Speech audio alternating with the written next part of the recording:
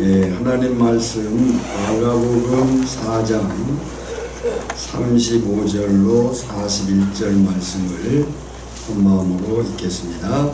그날 저물 때에 제자들에게 이르시되 우리가 건너편으로 건너가자 하시니 그들이 무리를 떠나 예수를 배에 계신 그대로 모시고 가매 다른 배들도 함께 하더니 큰 광풍이 일어나며 물결이 배에 부딪혀 들어와 배에 가득하게 되었더라.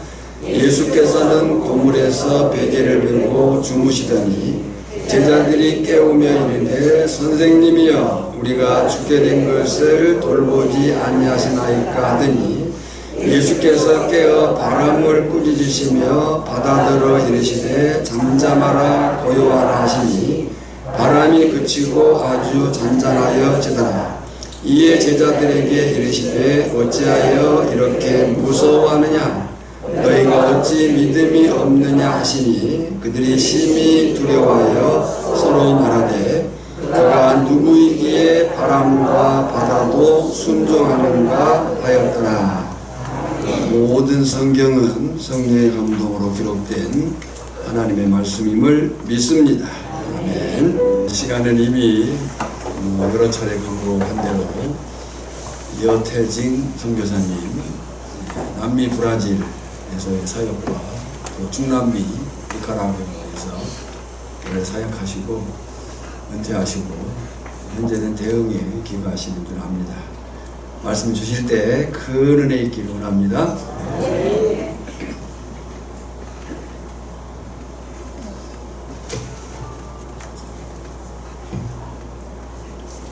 목사님께서 저보다 키가 월등히 크셔서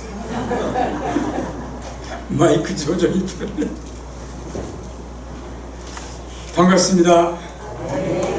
뵙고 싶었습니다. 제가 선교사역 하는 과정에 대흥교회에서 오랫동안 선교도 보내주셨고 또 제가 문석주 목사가 있을 때 처음 방문했었어요. 그 다음에는 그 김원영 목사가 일할 때에 두 차례 정도 와서 여러분들 뵙기도 하고 사실 뭐 그냥 스쳐갔기 때문에 성도님들의 얼굴을 기억하고 그러지는 못합니다만 뭐 그 외에도 오랫동안 또 오 목사님 계실 때도 오랫동안 선교비를 보내주셔서 늘 오천교회에 대해서 늘 감사하는 마음, 또 제가 자주 교회 가서 선교지에 대한 이렇게 보고도 드리고 했던데 늘 부채감을 가지고 있었습니다. 늘 미안하고 여기 또 이번에 은퇴하고 제가 5월 말에 5월 30일 날 강원도 도착했는데 이날까지 그 교회에서 한번 감사 인사라도 드릴 마음이 있었지만 그렇게 여의치 않았습니다. 제가 몸이 조금 이렇게 건강에 대해서 좋지 않아서 병원에 좀 다니고 하느라고. 그런데 이제 이렇게 여러분 다시 뵙게 돼서 정말 감사하게 생각합니다. 또 초청해 주신 교회와 목사님께 감사를 드립니다. 화요일 날 이제 와달라고 부탁을 받은 지는 한 2주 정도 된 것 같은데 화요일 날 목사님께서 문자를 이제 보내주셔서 이제 저는 이제 그 전에 설교 준비 좀 이렇게 했었는데 화요일 날 문자를 보내주면서 이번 주일이 총회에서 지정한 2단 경계 주일이라고 이렇게 말씀을 하셨어요. 그래서 좀 준비한 설교와 또 이단에 대한 또 목사님께서 이친히 말씀하셨는데 거기에 대해서 그래서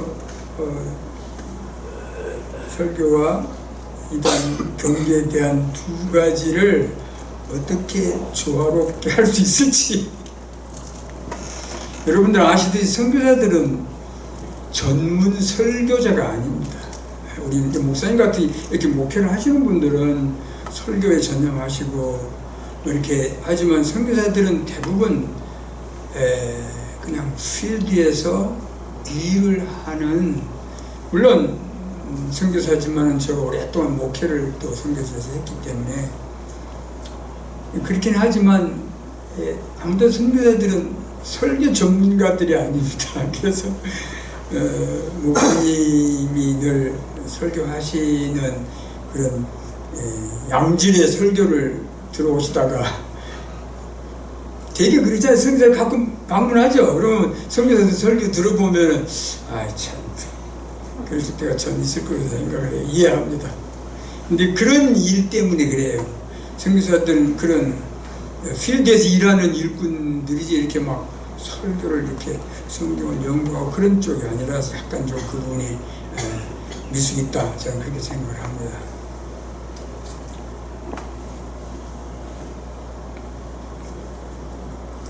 지금 오늘 낭독한 성경 마가복음 4장 이 말씀은 누구나 다 잘 알고 있는 말씀입니다.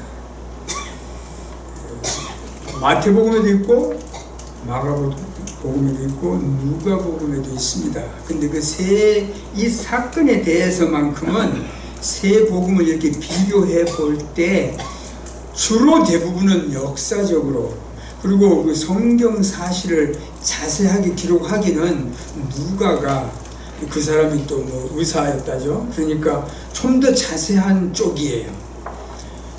그리고 이제 그 세 복음 중에서 가장 먼저 쓰여진 복음이 마가복음이에요. 그러니까 마가복음은 좀 간략하지만은 특히 이 부분에 관해서는 마가복음이 좀 더 자세해요. 그래서 마가복음을 택했습니다.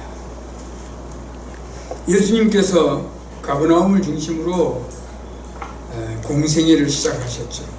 이제 하나님의 말씀을 가르치시고 또 하나님의 나라의 그 오묘한 도리를 가르치신 후에 날이 저물게 됐어요. 그래서 갈릴리 호수를 중심으로 가버나움에서 좀 동남 방향의 거라사 지방이라는 데로 제자들을 가자 하고 이제 주님이 어디로 가자 방향을 주신 거예요. 거라사 지방으로. 그리고 또 주님께서 친히 제자들과 함께 배에 타셨습니다. 그리고 이제 행선을 시작했습니다. 근데 쭉 가다가 밤중에 일어난 일이에요. 무슨 일이 일어났냐면 누가복음 기록에는 광풍이라고 했어요. 광풍이 한문일 텐데 미칠 광자. 이게 미친 바람이라는 뜻이겠죠. 광풍. 강풍이 아니고 광풍. 바람이 미쳤다는 말은 무슨 뜻일까요? 광풍이 무슨 뜻이겠어요? 부는 방향이 일정하지 아니하고 그냥 미친 듯이 좌우로 불어대는 심한 바람을 광풍이라고 할 것입니다. 마가복음에도 광풍이라고 했고 마태복음에는 큰 놀이 일어났다고 했어요. 큰 놀. 큰 놀이 무엇인가 찾아봤더니 무서운 폭풍우와 맹렬한 바람이 합쳐져 있는 큰 놀이라고 구구사에 이렇게 써져 있었어요. 그러니까 대충 상황을 이해하시겠죠. 그 배를 타고 예수님께서 제자들과 함께 가는데 막 어마어마한 폭풍과 바람과 그냥 미친 듯한 바람이 그냥 불어서 물결이 배에 가득하게 되고 막 휘몰아쳐서 배에 부딪히고 물이 들어와서 배에 가득하게 덮쳐있고 제자들이 느끼기에 위태하다고 느꼈습니다. 사실 제자들은 그 바다에 좀 익숙한 사람들이죠. 어부들이었으니까. 그러니까 그런 경험들이 제법 있었겠죠. 또 심지어는 어떤 때 심해서 정말 심한 어려움을 겪었을 때도 있었을 것입니다. 어떻게 바람이 심하게 불면 어떻게 해야 되는지 자기들의 경험도 있었을 것이고, 그래서 이렇게 이 심한 광풍 속에서 제자들은 나름대로 배를 안정시키려고 많이 노력을 했을 거 아니겠어요? 아무리 노력을 해도 이번에는 웬일인지 자기들의 노력으로 잡히지가 않습니다. 그래서 견딜 수가 없고 뭐 어떻게 할 수가 없었어요. 근데 주님께서는 주무시고 계셨어요. 참 묘한 상황이죠. 그죠? 심한 광풍이 쏟아지고 그러는데 제자들은 위태하여 주님께 뭐라고, 우리가 죽게 된 것을, 그러니까 막 거의 그냥 죽을 것 같은 그런 상황이란 말이죠. 그런 상황인데, 제자들은 그런 상황인데 주님께서는 주무시고, 이게 참 대조적이에요. 그죠? 그들이 결국은 어떻게 할 수 없어서 예수님을 깨웁니다. 주여, 우리의 죽게 된 것을 돌아보지 아니하십니까? 주님께서 일어나셔서 바람과 바다를 꾸짖으시고 잔잔하라, 고요하라. 이제 꾸짖으니까 바람과 바다가 갑자기 잔잔해졌어요. 제자들이 이분이 미시기에 바람과 바다도 잔잔케 하시는 거예요. 주님께서 제자들에게 말씀하십니다. 아마 좀 전반적인 느낌으로 보아서 표정을 상당히 굳게 해서 말씀하신 것 같아요. 어찌하여, 우리말로 말하면 왜 무서워하느냐? 어찌하여 무서워하느냐? 왜 무서워하느냐? 믿음이 작은 자. 마태복음. 무서워하지 않아야 맞는 상황인데 왜 무서워하느냐? 뭐가 무섭다고 이 난리를 피우냐? 나를 못 믿냐? 참 믿음이 작구나. 우리 사이에 하는 말로 너희들 정말 새가슴이구나. 믿음이 참 작구나. 마가복음에는 어찌 이렇게 무서워하느냐, 왜 이렇게라는 표현이 아주 그냥 굉장한 표현이지만은, 왜 이렇게 무서워하냐? 이렇게 무서워할 일이 아닌데 왜 이렇게 무서워하냐? 근데 여러분, 그 상황에서 무서워하는 게 잘못입니까? 그 어마어마한 여기 오천에 다 계시는 분들이가 바다와 가까이 계시죠. 때에 따라서 여러분도 배를 타고 나가시기도 하실 테고. 그러면 바다 가운데서 이런 상황이 벌어지면 여러분들이 무섭겠습니까? 안 무섭겠습니까? 그건 무서운 일이에요.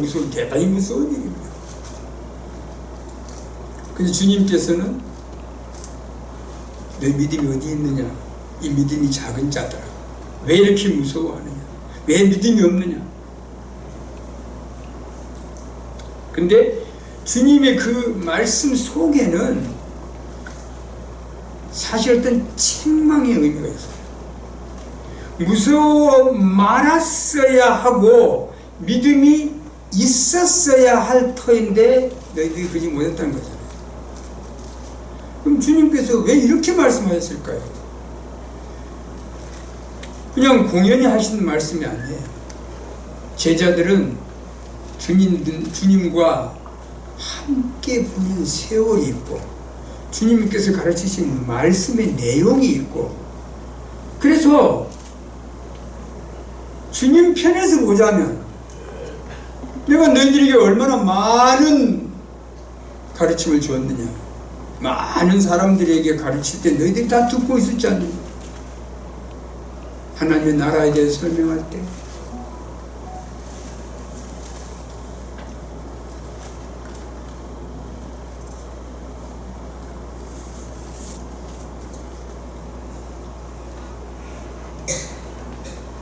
이 사람들이 믿어야 할 근거, 믿음이 있었어야만 할 근거를 우리는 성경에서 찾아내야 합니다. 주님께서는 당연히 믿음이 있어야 되는데 왜 믿음이 없느냐 하셨으니까, 그럼 제자들이 당연히 그때 믿음이 있었어야 됐네. 그럼 무엇을 근거로 제자들이 믿음이 있었어야 할까? 마가복음만 가지고 잠깐 보더라도 예수님께서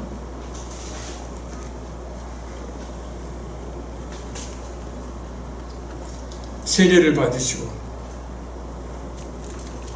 또 광야에서 40일간 시험을 받으시고 세례를 받으실 때 하늘에서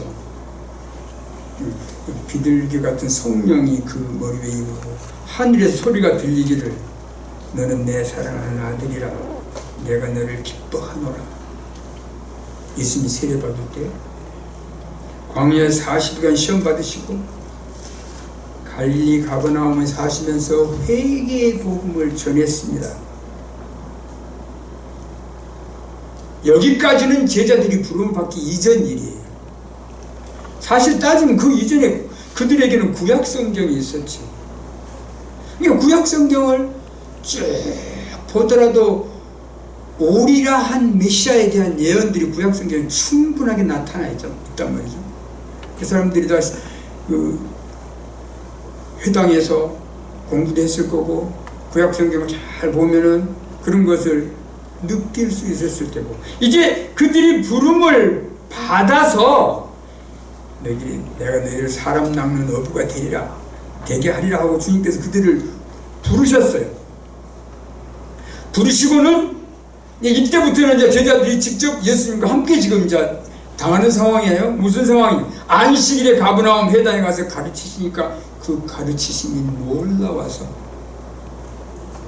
그들의 다른 선생들과 권위 있는 제사장들이나 서기관들과 다른 전혀 다른 내용도 권위도 주님이 가르치시면 훨씬 달랐어요.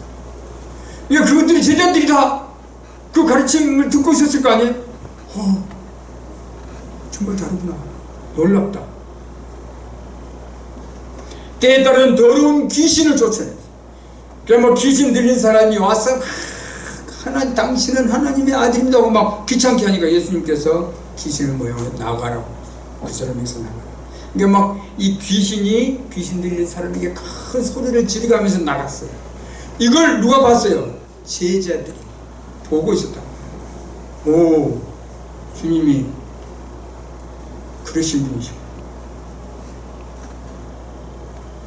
그 뒤에는 시몬 베드로의 장모의 집에 갔을 때 장모가 열병으로 누워 있는데 손을 뻗어서 병을 낫게 하고 그 장모가 수종을 들고, 이런 일들이 그 다 제자들이 있는 상황에서 그걸 본 거예요. 제자들이 주님이 이러신 분이시구나.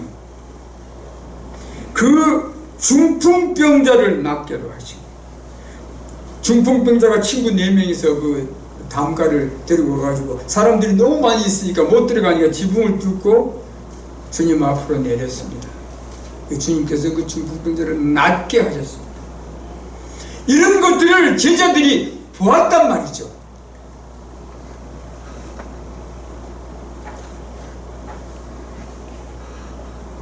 이 사건 직전에 일어난 일은 가버나움 인근에서 하나님의 나라를 비유로 가르치시는데 씨 뿌리는 비유를 가르쳤습니다. 씨 뿌리는 비유를 잘 아시죠? 씨 뿌리는 비유를 잘 가르쳤습니다. 생전 들어보지도 못한 얘기를 지금 하신 거예요.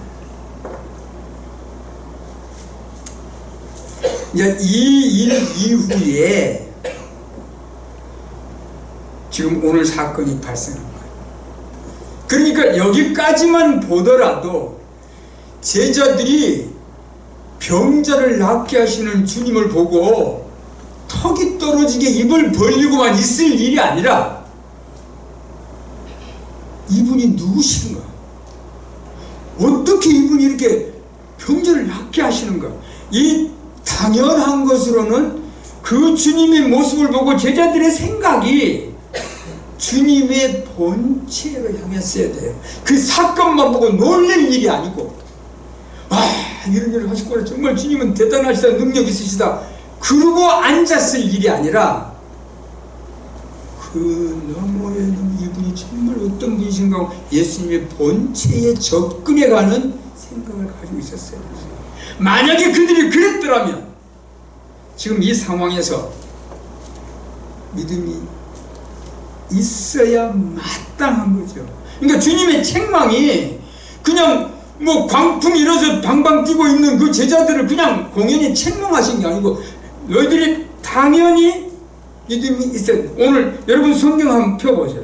지금 오늘 읽은 성경 40절 볼까요? 40절. 어찌하여 이렇게 무서워하느냐? 너희가 그 다음에 그 여러분 성경도 그런 거 1 써놨죠. 1 보십니까? 너희가 1 써놓고 어찌 믿음이 없느냐? 근데 여기 1 요 밑에 쭉 내려가 보니까 뭐라고 그래요? 어떤 사본에 어찌 아직도 믿음이 없느냐? 이런 표현이 있습니다. 그렇죠?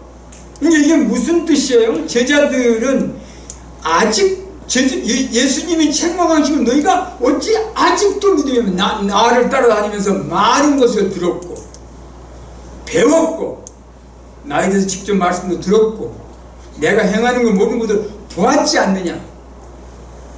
그 이전에 구약 성경이 나에 대해서 뭐라고 얘기했느냐? 내가 세례받고 성령이 비둘기같이 내 머리에 하늘로부터 소리가 들렸다는 사실을 너희들은 현장에 없었을 수 있지만은 들었을 거 아니냐? 그리고 실제로 나와 함께 지내는 세월도 이러이러한 과정들이 다 있었다. 그런데 어찌 아직도 믿음이 없느냐? 이게 주님께서 제자들을 책망하신 일입니다. 사랑하는 성도 여러분, 주님의 책망이 사실은 우리에게도 많이 필요합니다. 우리가 예수 믿고 교회 출입한 세월이 암만인데 아직도 사실은 이 얘기는 저도 부끄러워, 이 얘기가 앞에서는 저도 부끄러운 일이지만 그렇습니다. 그리고 뭐 지금 우리가 예수님을 따르는 예수님의 제자라고 여러분 그렇게 느끼시죠? 여러분 그렇게 말씀도 하잖아요. 나는 예수 따라가는 찬송도 부르고 그렇게 예수 따라가는 삶으로 하지만은 그 세월이 얼마입니까? 나의 삶 속에 주님께서 베푸시고 사랑하신 은혜가 삶의 곳곳에 있습니다. 그리고 우리가 어려움을 겪고 그럴 때에 주님이 우리를 그 어려움은 우리가 막 그 의심과 주님이 안 계신 듯한 그 극심한 불신을 느끼고 그럴 때에 이슬 같은 은혜로 우리의 영혼을 새롭게 하시고 우리를 이렇게 세우신 그런 경험들이 있어요. 어찌 아직도 무슨 일이 생기면 그냥 곧 죽을 일이나 당한 것처럼 근심과 걱정 때문에 밤잠을 자지 않냐고 이렇게 이런 것이 우리의 현실적인 모습이죠. 당연히 믿었어야 할 그럴 만한 근거도 많습니다.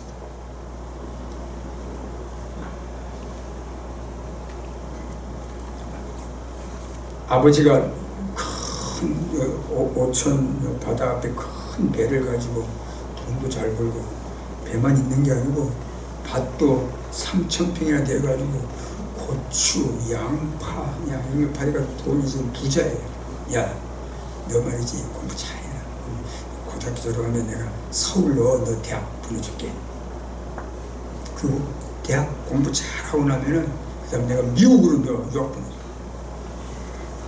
그러면 아버지와 같이 살았기 때문에 아버지가 시건하시는 분이 아니라는 걸 잘 알고 있어야 돼요. 우리 아버지는 분명히 그러실 분이다.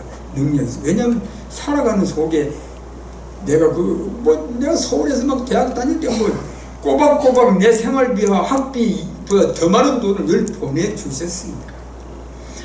그랬는데 이 아들이 맨날 아버지한테 아버지 진짜 나 미국 보내줄 거예요? 아버지 나 진짜 미국 보내줄 거예요? 맨날 이런다면은 그거 어떻게 되겠어요?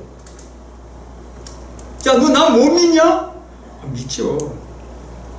그럼 그 다음에 또 와서 그렇게 하고 아직도 믿음이 없냐고 아빠가 혼낼 거예요. 여러분, 믿음이 없는 이유는 어떤 한 사실을 모르고 있기 때문입니다. 어떤 한 사실을 모르고 있기 때문입니다. 여러분들 동물원에 가보신 경험 있으신가요? 저는 제 딸 가족이 미국에 살고 있는데 제가 오기 직전에 할아버지와 그 손녀딸들이 잊을 수 없는 경험을 만들겠다고 저를 데리고 샌디에고에 있는 동물원을 갔습니다. 그 동물들 많죠. 사나운 짐승도 많고. 그런데 왜 우리는 그 사나운 짐승, 지구의 거리에 있는 사나운 짐승 앞에서 두려워하기는 그냥 쳐다보고 웃고 있을까요?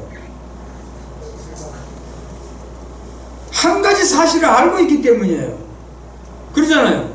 동물과 우리 사이에는 간격이 깊이 파져있는 구름이 있어도 아무리 뛰어오도 여기까지 미치지 못하고 또 이렇게 철망으로 이렇게 가려져 있기 때문에 막 자기들끼리 막 으르렁거려도 우리는 그걸 쳐다보고 웃고 있습니다. 이 한 가지 사실을 알고 있기 때문에.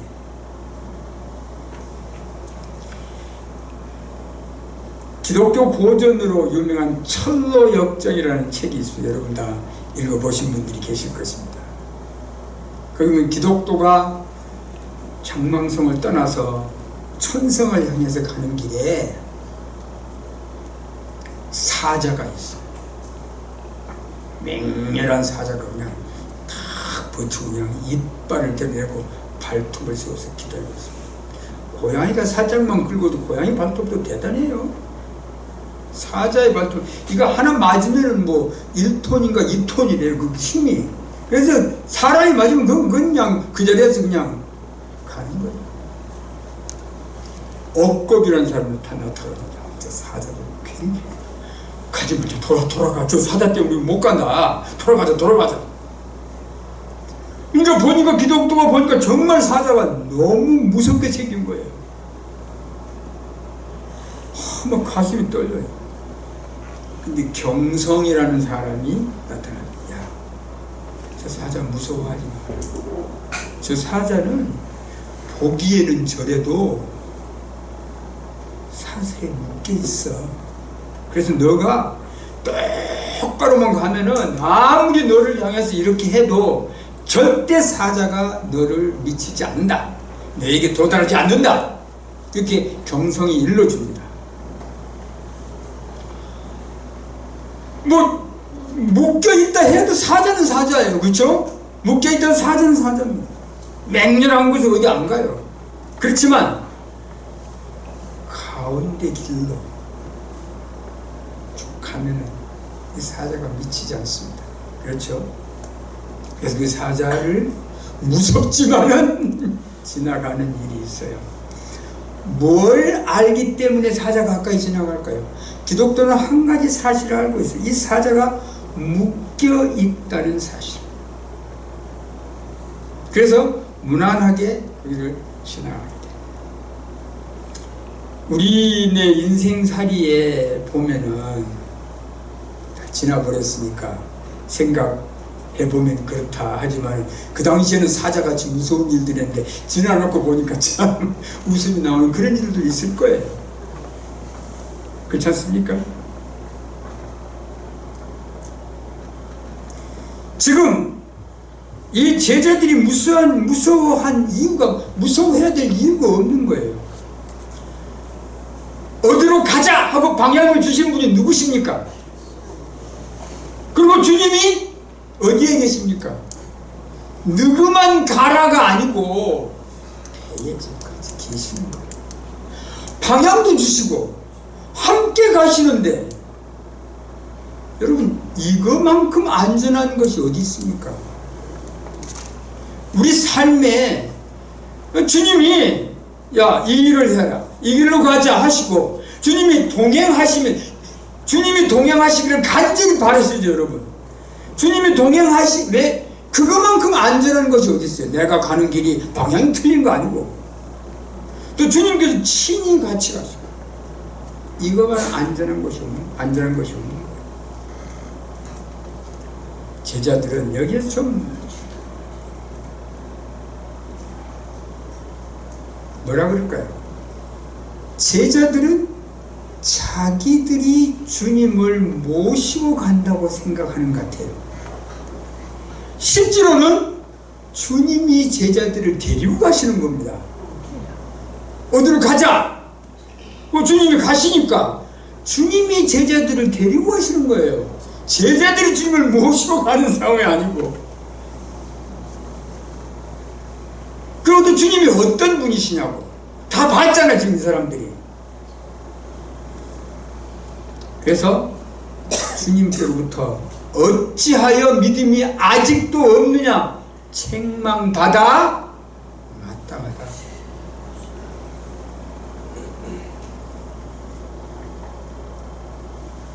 여러분 제자들과도 훨씬 더 계시의 접촉이 연약한 사람들도 많아요. 그런데 대단한 믿음을 가진 사람이 있어요. 예를 들면 가버나움의 백부장 같은 사람, 자기 종이 지금 죽게 됐어요.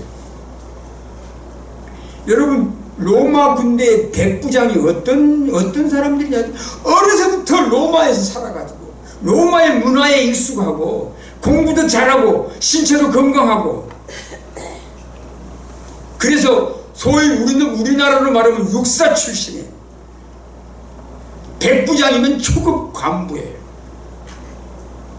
100명을 거느리는 캡틴입니다. 로마 군대가 계급이 올라갈수록 그냥 황제와 짜고 부패가 일어나가지고 나라가 망했지만은 로마 군대의 꽃이라고 할 만한 게 백부장들이에요. 백부장들은 젊기도 하지만은 용기 백배하고 두려움이 없는 사람들, 어디에 나가도 승리하고 돌아오는 아주 용감하고 맹렬한 이런 사람들이에요. 백부장. 군인 정신이 충실한 사람이에요. 근데 이 가버나움의 백부장이 자기 종이 죽게 됐어요. 참 귀하죠. 이 백부장이 로마 군인인데 여기 가버나움에 와 있는 것은 그 당시에 이스라엘이 이렇게 로마의 통치하에 속국이었으니까, 그리고 반란이 다른 지역에 자주 일어나니까 여기 오는 백부장들은 보통 백부장들이 안 와요. 센 놈들이 온다고, 센 놈들. 근데 이건 저의 추론이에요. 이 백부장이 이스라엘 이 땅에 와 보니까 이 민족들이 신을 섬기는데 어떤 신을 참 그들의 그 신앙심이 대단하고, 그러니까 이 사람이 도대체 이 사람들이 무슨 신을 섬기는지, 이건 저의 추론이에요. 그 와서 살펴도 보고 이야기도 해보고, 야 그럼 좀 더 알고 싶어서 뭐 책이 있냐, 그래서 뭐 성경 뭐 이제 구약이겠지만 이러는 과정 속에 하나님의 은혜를 입은 그 마음이 경건하고, 이 사람들이 하나님을 정말 대단해요. 그래서 그 백성을 사랑하고, 로마의 백부장인데 속국인 이스라엘 민족들 사랑하고 그들에게 회당도 지어주고, 대단히 경건한 백부장. 이 사람이 예수님의 제자들처럼 예수님과 함께 다닌 사람 아니에요. 예수님의 제자들에 비하면 훨씬 약한 계시를 가지고 있는 사람. 그런데도 종을 보내서 이제 사람을 보내서 예수님 오셔서 좀 자기 종을 고쳐달라는 거, 예수님이 그 말을 듣고 이제 가신 거예요. 가까이 왔는데 아이고 주님, 내가 도무지 감당이 안 되겠습니다. 그냥 말씀만 하시옵소서. 나도 내 수하에 사람이 있어서 이렇게 해라 하면 하고, 가라 하면 갑니다. 그러니까 무슨 뜻이냐면 말의 능력이 얼마인지를 저도 압니다. 내 부하가 내 명령만 떨어지면 바로 시행을 하니까 주님 같은 분이 말씀만 하셔도 내 종이 나을 겁니다. 이게 대단한 믿음 아니에요? 그 적은 계시의 접촉을 가지고 이런 믿음이 가진 백부장도 있는데 그보다 훨씬 더 많은 예수님과 직접 생활하고 살아가고 예수님 말씀을 귀로 직접 듣고 예수님을 보고 같이 먹고 병자들 낫게 할 때 기적을 행할 때 곁에 있었고 이랬던 사람들이에요. 제자들이 믿자고 하면은 정말 이 사람들은 믿음이 없을 수가 없는 사람들. 근데 그분들이 믿음이 없었던 것입니다. 여러분, 믿음은 강작하는 게 아닙니다. 강제로 만드는 게 아니라 믿습니다 한다고 믿음이 생기는 거예요. 믿음은 뭐죠? 하나님의 선물이 하나님이 그냥 주시는 거예요. 우리 마음속에 그냥 딱 주시는 거예요. 내가 뭐 믿음 달라고 발을 동동 굴리고 뭐 기도원에 가가지고 소나무 뿌리를 몇 개씩 뽑는다고 해서 믿음이 생기는 게 아니고 그렇게 생기는 게 아니고 믿음은 그냥 하나님께서 우리에게 선물로 주시는 것입니다. 제자들은 그 이후로 주님께로부터 책망을 받고 이렇게 이제 됐지만은 결국은 무슨 문제가 제자들에게 생긴 거냐면 하나님의 말씀에 대한 예수 그리스도의 말씀에 대한 참견이라고 할까요? 묵상이라고 할까요? 그런 것들이 모자라는 거예요. 여러분 이단이 왜 생깁니까? 목사님의 부탁이 있어서 이단에 대한 좀 연관시켜서 말씀해달라고 해서 그 부탁이 있어서 제가 생각을 해봤어요. 사실 이단이라고 하는 것은 물론 선교지에도 이단이 있긴 있습니다만 이런 제목들은 선교사들에게는 그냥 다루기가 그렇게 희박한 제목들이에요. 제가 브라질에 있을 때 이단에 대해서 다룬 적이 있는데 프리메이슨이라고 하는 아주 유명한 이단, 종교도 종교 같은데 종교도 아닌 이상한 아주 그나 영향력이 대단한 이 세계를 뒤흔든다죠. 그 사람들이.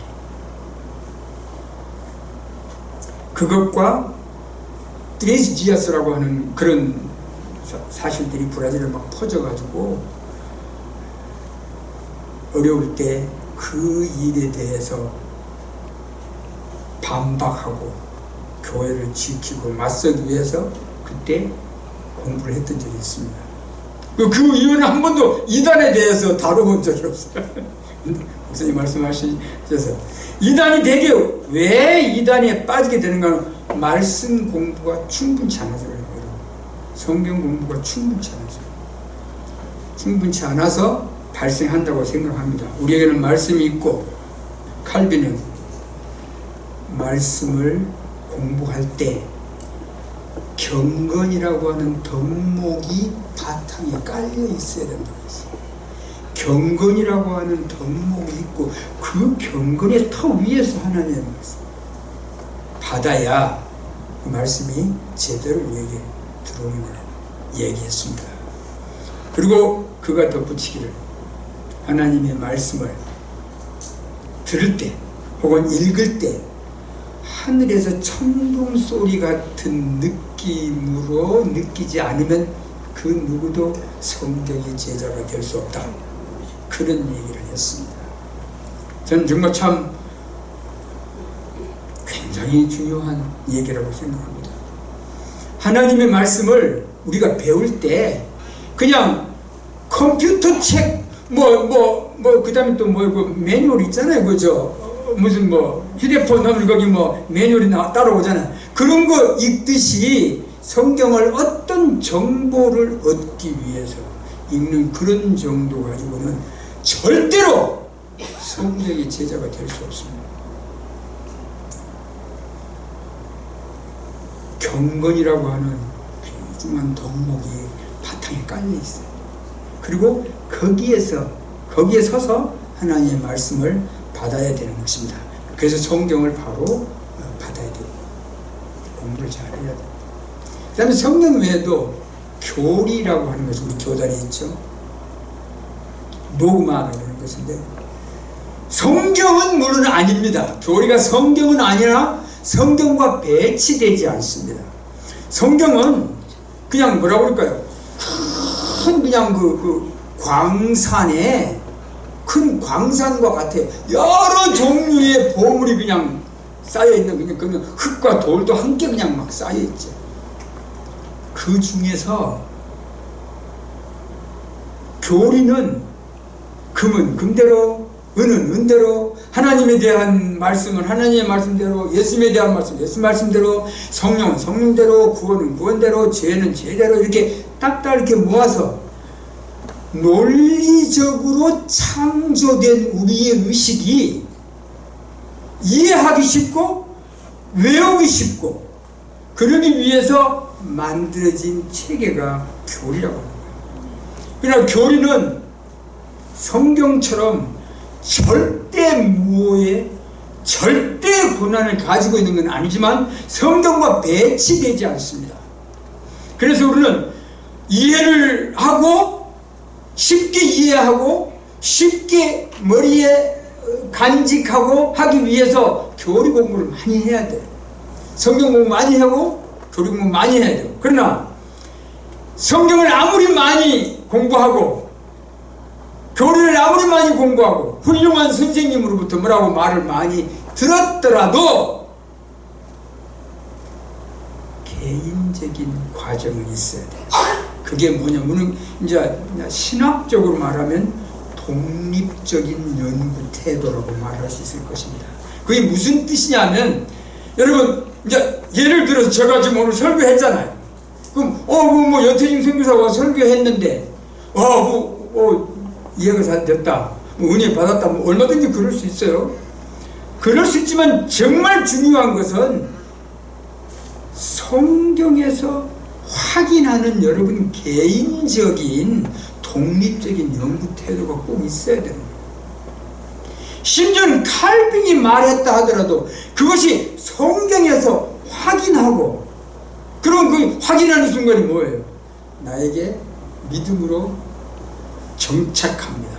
그렇죠? 그리고 살아가는 거예요. 베레아 성도들이, 사도들이 성경을 가르치면 이 말씀이 그러한가 하여 날마다 성경을 선거했다고 했죠. 이 말씀이 그러한가, 그 말은 의심을 가지고 진짜 뭐야 이거지, 그런 거 가지고 확인해보자, 그런 뜻이 아니고 정말 사도들이 가르친 말씀이 이렇게 은혜롭고 놀라운 말씀인가, 그것을 확인하기 위해서 날마다 성경을 상고했다고 했어요. 베레아 성도들의 그 독립적인 연구 태도가 우리 모든 성도들이 필요합니다. 이단이 왜 생기냐? 누가 말하잖아요? 그럼 그걸 딱 두고 그냥 믿어버려. 독립적인 연구 태도의 과정이 없는 거야. 들은 그 얘기를 내가 들었잖아요. 그럼 뭐 달콤해. 또 뭐 이단의 말이라는 게 원래 좀 약간의 맛이 좀 이렇게 쌓여 있잖아요. 이렇게 좀 달콤하게 좀 이렇게 들으면 그냥 달착지근한 귀에 착착 달라붙게 만들었어요, 그 사람들. 그런데 아무리 그렇더라도 내가 들었으면 그것을 성경에 확인해야 돼요. 성경에. 그리고 내가 믿든지, 이건 내가 보니까 이건 아니구나. 내가 배운 성경이 이것인데, 내가 배운 교리가 이건데, 이것이 가장 중요해요. 내가 배운 성경과 내가 배운 교리가 중요해요. 이것이 소위 뭐라고 그럴까요? 척도 기준이 돼가지고 요걸로 재보는 거예요. 저 사람이 이 말을 했으면 그걸로 딱 재보는 거예요. 아, 이건 내가 배운 말씀, 내가 배운 교리와 틀린 것이다. 뭐 여지없이 그건 배척하는 거예요. 그런 과정이 없으면 이단에 넘어가기가 너무 쉽습니다. 디모데후서 3장 12절에 이런 말씀이 있어요. 경건하게 살고자 하는 자는 핍박을 받는다. 악한 자들, 또 속이는 자들은 더욱 악해지고 속이기도 하고 속기도 하고. 14절 말씀, 너는 배우고 확신한 일에 거하라. 이 세 가지, 배우고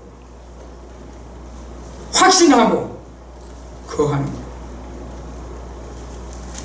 그래야만 이단에 안 빠져요. 근데 이런 과정이 없으면 이단에 빠지게 됩니다. 잘 배웠죠? 그러면 그것을 제가 확신하려면 어떻게 해야 돼요? 지금 제가 말씀드린 대로 성경으로 확인하고야 만다. 이 생각을 가지고, 이 독립적인 연구 태도를 가지고 있어야 돼요. 그 다음에 그렇게 확인했으면 그것이 나의 믿음이 되고 말씀을 따라 살아간다. 여러분, 믿음이라는 것은 머리로 되는 게 아니에요. 믿음은 삶으로 터득되는 거예요. 대부분의 진리는 삶으로 터득이 됩니다.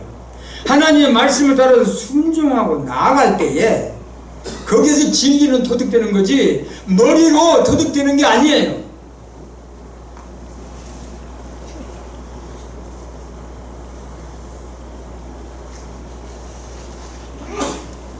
교회에 말씀이 있냐 없냐, 이제 좀 다른 뜻을 약간 말해볼게요.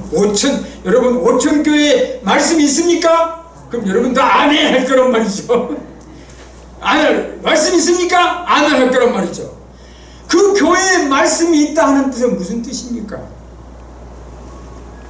바른 말씀이 전해진다는, 하늘 냄새가 물씬거리는, 정말 하늘에서 내려옴직한 하늘 냄새가 물씬 거리는 말씀이 강단에서 선포된단 말이죠.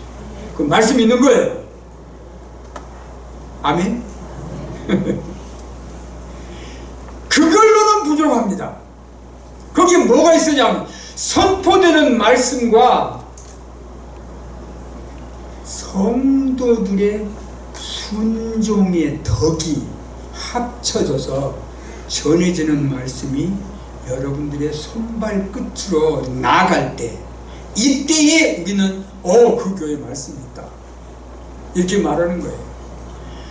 그래서 당회가 할 수 있는 가장 중요한 기능이 뭐예요? 당회의 기능이 전해지는 말씀이 성도들의 생활 속에 어떻게 실현되고 그 말씀이 힘이 돼가지고 성도들에게 이렇게 그 말씀이 이렇게 나타나는가, 그걸 살피는 게 당회의 가장 중요한 기능이에요. 그러니까 전해진 말씀이 있으면 그 말씀을 귀하게 받고 나의 순종의 덕을 발휘해서 내가 그 말씀 따라 살아내야 돼요. 그러면 온천교회는 말씀이 있는 교회다 이렇게 말하는 겁니다. 이단도 설교 시간에는요, 나 성경 말씀 갖고 해요. 그러니까 그것만 갖고는 안 된다니까요. 거기에 그 말씀이 있겠네.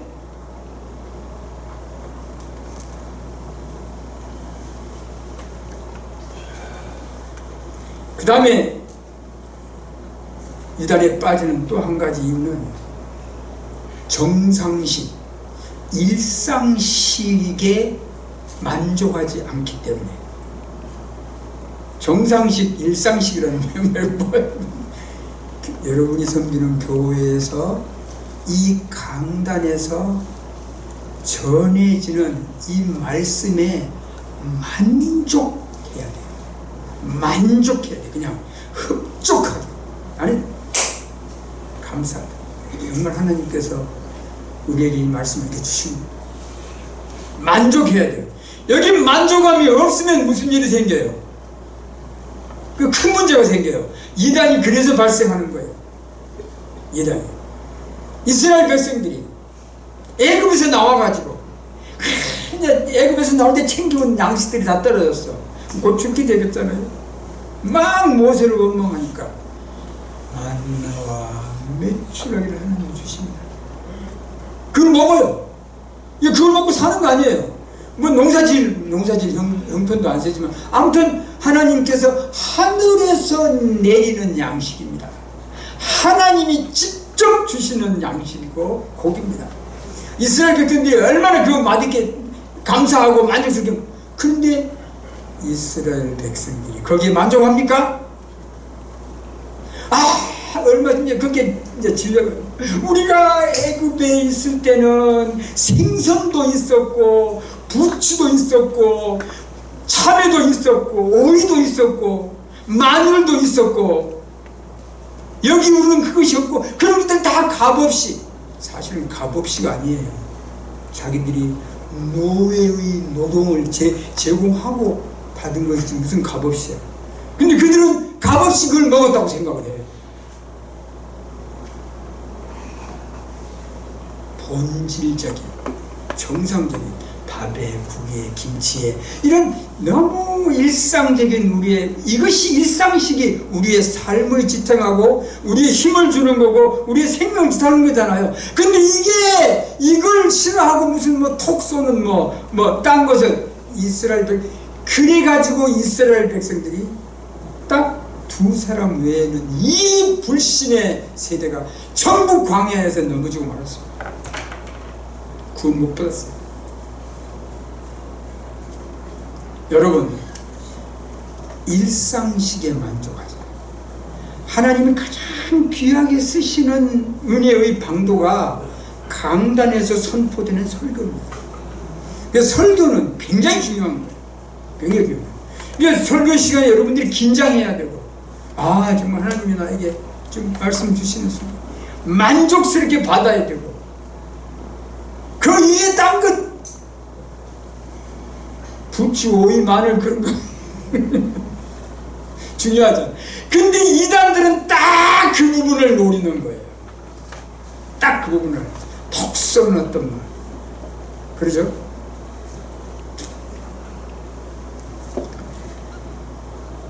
마지막으로 미혹.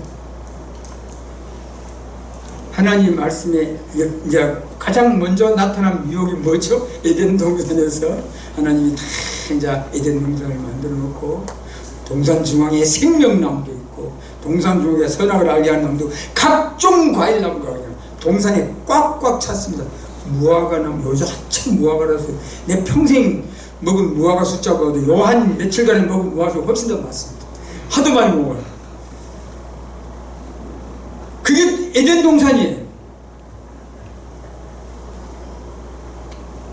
하나님께서 아담에게 저 동산 중앙에 저기 하나 있죠. 저거 있지. 저 선악을 알게 한 나무 저거는 뭐 따먹지 마라. 너가 만일에 따먹으면 정령 반드시 죽을 거다. 반드시 죽는다. 명령하셨습니다. 그리고 아담에게 경작하고 지키고 경작하라는 문화적 사명을 주십니다. 에덴 동산을 잘 가꾸고 경작하고 지켜야 될 사명을 아담이 받은 거예요. 그 다음에 이제 뭔 일이 있냐? 여자를 돕는 배틀을 하나님이 만드셨어요. 그러니까 아담이 처음에 하나님께로부터 동산 중앙에 있는 저 선악을 알게 하는 나무의 실과를 먹지 말라, 먹는 날에는 정령 죽으리라 하는 이 계시를 주실 때는 여자가 없던 상황. 그러니까 이제 그걸 받았어요. 그러니까 여자를 주신 게 얼마나 예뻐요. 참 그냥 이거 내 뼈 중에 뼈고 살이 그냥 견딜 수가 없게 아름다운 동물을 주셨어요. 이게 동산에 얼마나 아름답고 멋진 사랑을 하면 살았겠어요. 근데 왜 이 부분 얘기하니까 여러분 표정이 환해지네.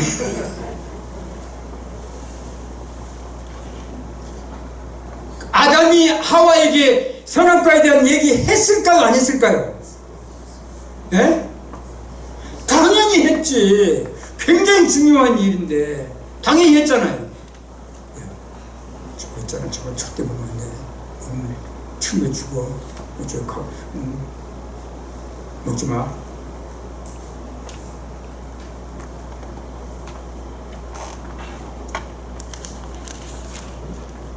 근데 뱀이 나타납니다. 미혹의 뱀이 나타나요. 나타나가지고 하와에게 말을 합니다. 하와가 계시를 어떻게 이해하고 있는지 그걸 테스트하는 거예요. 하나님이 참으로 너에게 동산 모든 나무의 열매를 먹지 말라 하더냐? 이게 맞는 말이 틀린 말이에요. 모든 나무의 열매는 내가 임의로 먹되 저거 하나는 먹지 마. 이게 하나님의 말씀이잖아요. 근데 뱀이 묻기는 뭐냐면 참으로 하나님이 동산의 모든 나무의 열매를 먹지 말라 하시더냐? 이렇게 이게 뭐 이게 참 계시를 이제 비비 꼰 거죠. 보기에 아름답고 먹기에 좋은 나무를 내게 하셨다고 그 2장 9절에 말씀했는데, 여호와 하나님이 아담에게 명하셔서 임의로 먹으라고 말했어요. 근데 하와의 대답은 동산나무의 열매를 우리가 먹을 수 있으나 동산 중앙에 있는 나무 열매는, 동산 중앙에 있는 나무는 선악과문 있었나요?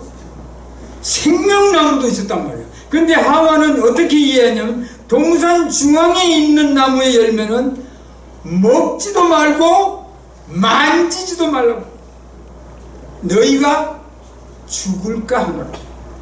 이게 얼마나 계시에 대한 오해가 발생합니까? 하나님의 말씀을 우리가 볼 때 그 말씀대로 그냥 깨끗하게 봐야 돼. 근데 그러지 않냐고, 이렇게 인식이 혼돈되면 이 틈을 타서 미혹이 와서 우리를 이단으로 데려갑니다. 여러분, 이 많은 이단들이 다 이런 계시와 연관되어 있는 일이에요. 인식의 문제. 물론 그 외에도 자기 욕심 때문에, 호기심 때문에, 개인적인 욕심과 호기심 때문에 또 그저거리 봐, 누가 보고 거기 막 사람이 뻥뻥 넘어지고 무슨 누구 병자가 나왔고 기적이 나타난다고, 그 호기심 있잖아요. 근데 가는 거예요. 이런 것들, 이런 몇 가지의 이유들이 이단에 빠지게 합니다.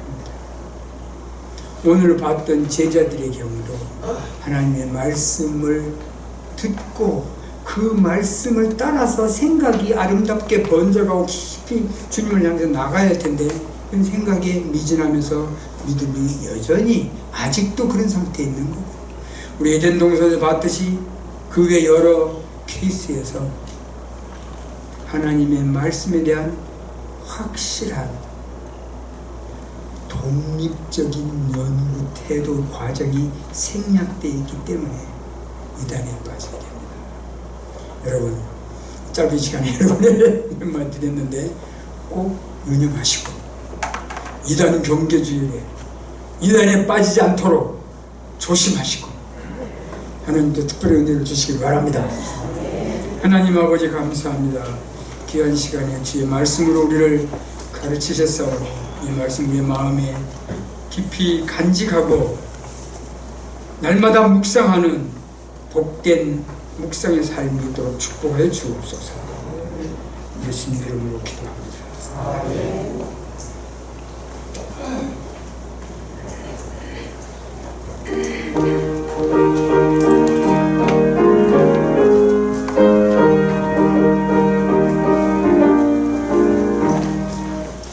물결이 설레는 어두운 바다, 젖은 내 불빛도 희미한데 이 풍랑에 매서 항해하는 이 작은 내 사고문 주님,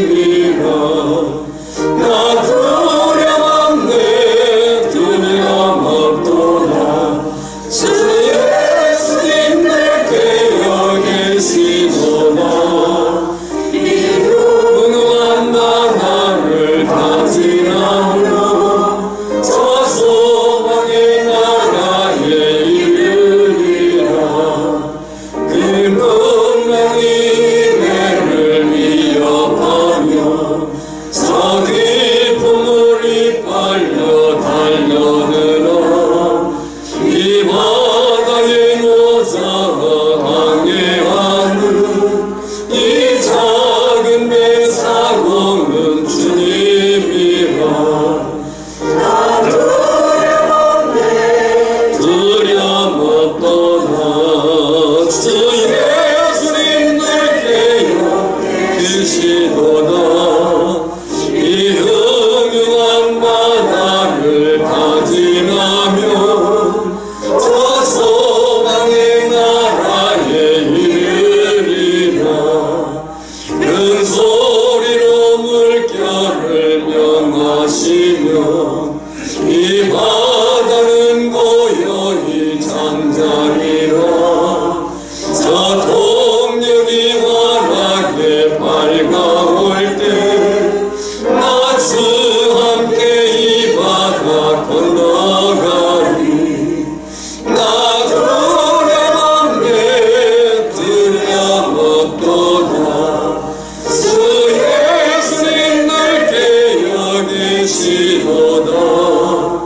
이 흉흉한 바다를 가지나며 저 소망의 나라에 이르리라. 아멘. 기도하겠습니다. 교회의 머리 되신 예수 그리스도의 은혜와 성부 하나님의 크신 사랑하심과 깨닫게 하시고 살도록 능력 주시는 성령의 기름 부으심이 다시 오늘 말씀 속에서 내 믿음을 점검하며 그 믿음 안에 살고자 다짐하는 모든 심령들 위해 이제로부터 영원까지 항상 함께 있을지어다. 아멘. 우리 모두 손을 내밀어서 넘어진 때 일으켜주세. 사람이 살며 한번 사는 거 걸음 멈추고 생각해보세. 시냇 물이 강으로 흘러서 저 바다가 나가듯이